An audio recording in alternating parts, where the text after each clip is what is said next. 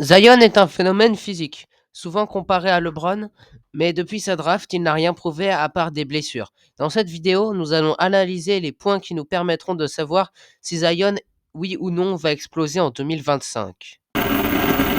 Il y a 2 ans, Zion Williamson faisait 129 kg. Il était en surpoids.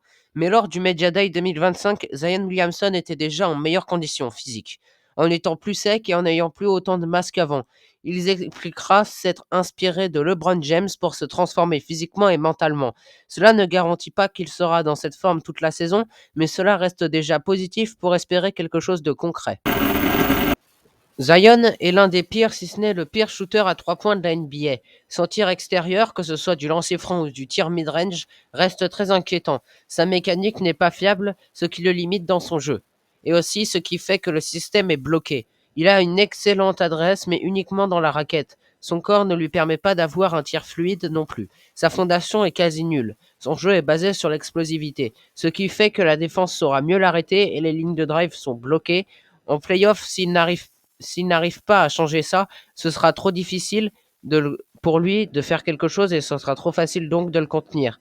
D'autre part, Zion n'a aucune volonté de s'améliorer et son éthique de travail ne semble pas l'inquiéter à ce sujet-là. Jordan Poole est arrivé à la Nouvelle-Orléans en juin 2025 après une excellente saison à Washington. L'un des avantages de ce duo serait positif pour l'attaque et les défenses adverses seraient déjà plus perplexes. En revanche, tout n'est pas rose. Les deux ne savent pas jouer avec un système. Les deux sont horribles en défense, c'est-à-dire qu'aucun des deux peuvent tenir un gars sur 40 minutes et ne peuvent pas switcher sur d'autres joueurs. Zion est très instable et trop absent. Jordan Poole est parfois hors de contrôle. Les deux sont déjà très fragiles physiquement et mentalement. En revanche, ce duo peut s'améliorer car l'audience télévisuelle des spectateurs de la Nouvelle-Orléans pourrait prendre un coup, positivement je veux dire. Joe Dumars, nouveau dirigeant, est arrivé en 2025. L'homme qui a offert un titre à Détroit en 2004 a déjà fait de nombreux changements chez les Pelicans. Naturellement, il est très exigeant avec Zion Williamson. Il attendra de lui qu'il porte la franchise jusqu'au titre. Soit il assume, soit il s'en va. Depuis le mois d'avril, les rumeurs de transfert sont de plus en plus insistantes.